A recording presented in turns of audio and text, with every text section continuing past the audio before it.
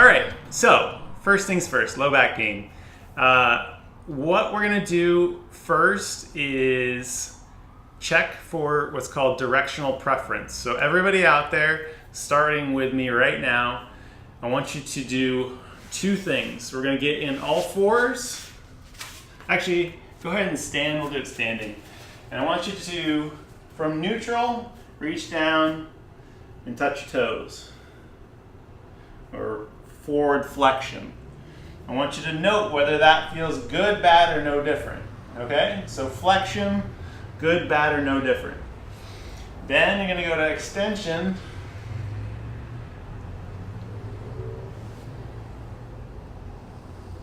And note, good, bad, or no different. Alright? So flexion and extension. I want you to keep that in mind.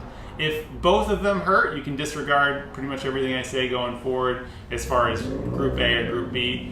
So if you're a flexion preference, that means you feel good going into flexion or touching your toes. If it feels good going into extension, that's extension bias. And then we're gonna kind of split the group up. So group A, flexion, group B, extension, and we'll go from there. And then at the end, we'll do stuff that everybody can do all together. We're gonna be about 10 or 15 minutes. And this is the kind of stuff that I actually do for myself, for maintenance. I had a significant low back injury 20 years ago. And this is the kind of stuff I still do every day, whether I have pain or not. So I know this stuff works alongside chiropractic care, physical therapy, and strength training. Those are the main, and eating well. Those are the main things that keep me feeling good and having no back pain. All right, so flexion. Okay, so if you felt good in flexion, everybody now is gonna get on all fours. Whether you felt good in flexion, good in extension, or bad both ways, you're gonna get on all fours. If you felt good in flexion, you're gonna groove from neutral spine to angry cat. Exhaling in this position, come back to neutral, and you're gonna repeat that 10 times. So that's my flexion feels good group. If you reach down, touch your toes, and that felt better than leaning back over your back into extension, you're gonna groove cat 10 times. Okay, if you felt better going into extension, you're gonna do the opposite. You're going to drop the pelvis, extend the head and neck, and let the low back sink. You're going to come back to neutral, not cat. You're going to come back to neutral and repeat cow. So we got two groups. And then the third group is if both hurt, you're going to start in neutral and groove pain-free range of motion. That means even if you just have to do little subtle shifts, you're going to start waving the spine through a pain-free range of motion. Make sense? So the thing, while you guys are doing that, I want you to do 2 rounds of 10 while I'm talking.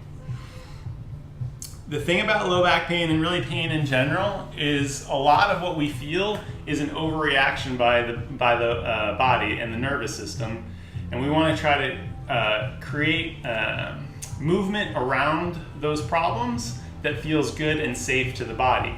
If we can establish safe and pain-free patterns of movement, then the body starts calming everything down and you don't quite get as much pain because you're not going to get as much muscle splinting and spasming.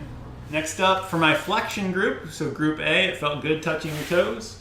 You're going to lie on your back, grab one knee and pull it down into your chest. You're going to hold that for 3 seconds, relax and repeat 10 times on the right leg, 10 times on the left leg.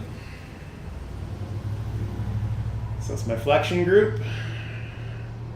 And then the third set is going to be both legs together, rocking the knees up, holding for a couple seconds, relax, and 10 times.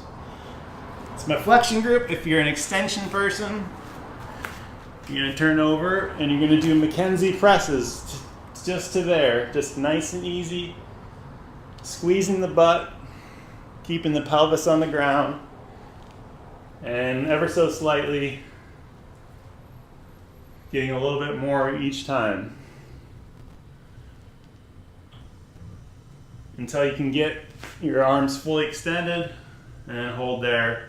Just keep grooving that anywhere from 10 to 20, even 30 times. That's for my extension feels good group. If you're a it hurts in both ways group, You're going to do about 10 reps on your back and then 10 reps on your stomach. But you're going to go less distance. So again, we're going to cut the range of motion a little bit short if it hurts in both directions. And you're going to alternate every rep. When you alternate, I want you to brace through the abdominals and just do about 10 in deflection and then 10 just right here, right on your elbows. You're not going to press all the way up. If you're a person who it does not feel good in both directions. For my flexion group, so you felt good when you went down and touched your toes versus extending over your low back. That group is going to do child's pose. So you're going to sit the butt back into the heels. You're going to hold there for about 10 seconds. Take the left hand out about 6 inches to the left. Put your right hand on top of the left and then sit back again. 10 seconds. And then same thing on the right side. That's my flexion group. If you're an extension group person, we're going to do a little bit of a standing lunge and try to open the hip flexors up. A lunge to open the hip flexors up. Let me show you on this side. So kneeling position, if you're an extension feels better person, we're going to get here. We're going to open up this left hip flexor and stretch the left hip flexor there. I'm going to hold for about 10 seconds in that position. Switch legs, same exact thing. If your low back pain hurts in both positions, you're still just going to do both, but a little bit less range of motion. So in child's pose, maybe just find a pain-free range there and hang out for a few seconds. Find a pain-free range here, a few seconds. Pain-free range there, a few seconds. And then you may need to cut off the hip flexor a little bit more into a standing position, maybe with a little support with a wall or a door jamb.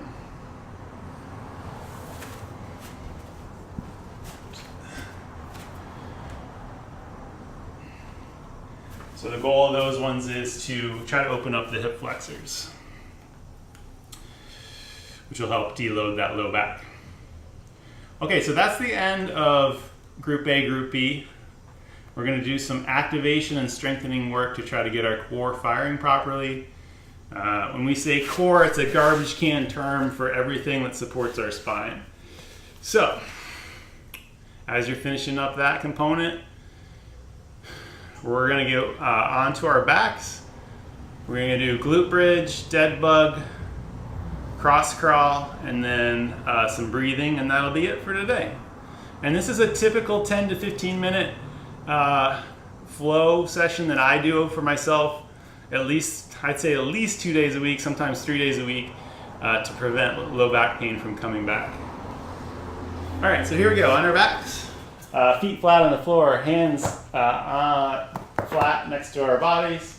And all you're gonna do is press up, squeezing the glutes, hold there for 3, 2, 1, drop, and you're gonna repeat that 10 times. I'm just gonna go ahead and do this exactly how I would.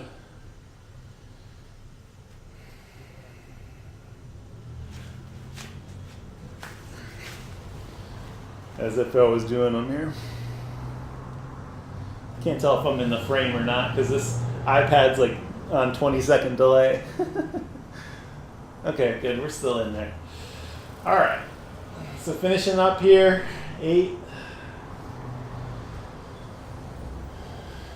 9. If you feel that in your hamstrings, I want to encourage you to keep kind of firing the glutes and squeeze really, really hard. We need that posterior chain firing properly. If your hamstrings are cramping, you're not getting the right impulse in this exercise. Good. Okay, next up, dead bugs. I'm going to bring my hands out to the side a little bit more for a little more stability. And actually, we're going to do dead bug rotation. So I'm going to slowly, controlled with my abs, rotate till my right knee hits the ground on the right, come back to neutral, and repeat that to the left. And we're going to hit each side 5 or 6 times. How about a little bit of feedback? Somebody type, hey, this is really helping. Hey, this feels good. Hey, I'm alive. Or just like a thumbs up. Goal of these dead bug rotations is to feel your abdominals and obliques work. Okay, at least I got a laughy face. That's good. An LOL. Thanks, Leslie. Ah, Alice is alive. Emily's in the house. Thanks, guys. Okay, finish up there. Bring both arms straight out in front of you, hips still at 90. We're going to do regular dead bug cross crawl. When you do these, I want you to feel your low back pressing into the floor. We're going to do right hand, left leg till they touch the ground. Back up to starting position and repeat on the opposite side. Caveat, if any of these cause an increase in pain or sharp pain, you're just going to stop.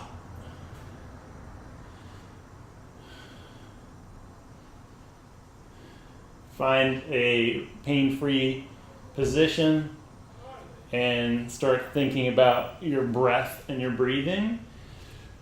So if any of those hurt, you're going to come back into this position, put your hands on your belly, and we'll cycle through some diaphragmatic breathing.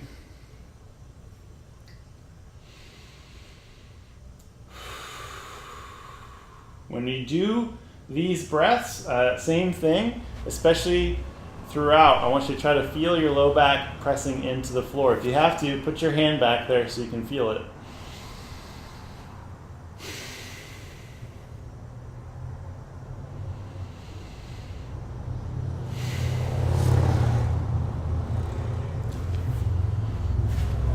Cycle through a couple more breaths or dead bugs, whichever you're on. And what I'm going to do now is go over onto my hands and knees again. We're going to finish off with another one of my favorite exercises, a cross crawl drill. Goal here is to extend the right arm and left leg together, back to neutral, and repeat. If you cannot do those without pain, try just doing a donkey kick, just one leg. If you can't do that without pain, try just one arm. But the goal is to eventually get to cross crawl, opposite arm, opposite leg. And the goal there is going to be to do about 10 on each side. You can break them up and take a little rest if you need to. How we doing? We sweating out there? I'm sweating. Although I just worked out, so maybe it's not that hot. All right, so finish up those, come into a seated position, and we're gonna finish by loosening the hips up a little bit. So a lot of times, people who have hip pain feel better when they get the low back stabilized, and people who have low back pain feel better when they get their hips mobilized. So there's sort of that synergy there where if the hips are tight, the low back will take a lot of the brunt.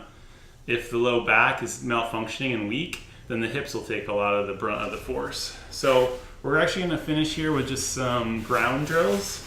So let's start in this position, hands kind of supporting yourself here, feet about shoulder width apart. You're going to drop the inside knee, so right knee to the floor, rotate to the left, left knee to the floor.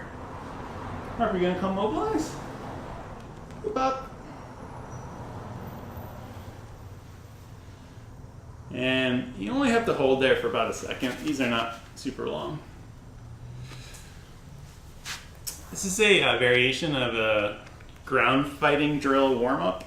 I learned this from some jiu-jitsu guys. And this one that I actually started using almost every time I do any kind of squat work, I'll start doing these. Yeah, we got a guest star appearance here from Harper Mills. The birthday girl.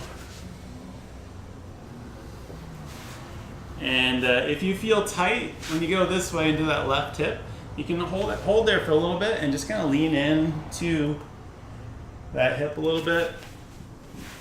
Mobilize that.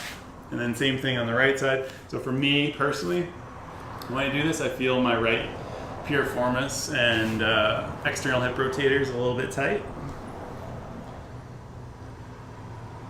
So Leslie, good question. Okay, so we're gonna continue to flow through that hip ground drill, and then we're gonna make it a little bit more challenging. So I'm gonna come here onto my shins and try to open up the hips, and then repeat that going the opposite way.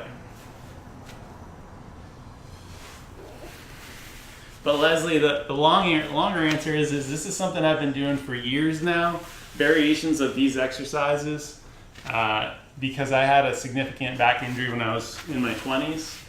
And you know, this stuff has been a lifesaver as far as maintenance work. And this is the kind of stuff I put into my online video program. If you guys want to learn more about that, you want to get something a little bit more organized into your plan, just go to fullbodyfix.com/program, and you can check out all the different options there. Okay, the last thing I wanted to talk about is a lot of people responded to my Instagram story about having low back pain during workouts. And so I want to talk about proper loading and breath. So we talked a little bit about abdominal breathing or diaphragmatic breathing. We have to be able to translate that control of our cylinder, right, this whole core, when we are picking up a weight or working out or even just running or doing other type of activity. I want you guys to think about being a little bit more mindful about where your body is in space. And so let's see if we can do this little bit of retraining how we feel even in just standing, and then I'm going to show us an air squat. So starting from the ground up, I'm going to think about spreading my feet wide, my toes wide. I'm going to get myself in an athletic position, and I'm going to screw my feet into the ground as if I had plates. If I was standing on plates, I would be spinning the plate that way, okay, like that. Now I'm not actually moving my feet that way, but I'm feeling myself planted in the ground. When you do that, you should automatically feel your glutes squeeze. That's actually the proper way to stand. That's anatomical position. That's a good, strong standing starting spot, no matter whether you're going into a squat, or you're about to jump, you're about to explode, or you're going to go for a run. That's our ground position for everything.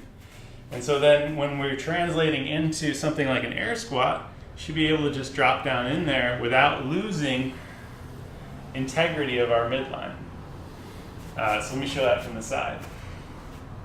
Here, we should be able to get into that position again without compromising that low back, whether we were doing a front squat, a back squat, or even a deadlift. Everything there stays screwed into the ground, stabilized, our midline stays neutral. And I do think a lot of folks struggle with just body awareness, so that's just a last little kind of takeaway piece.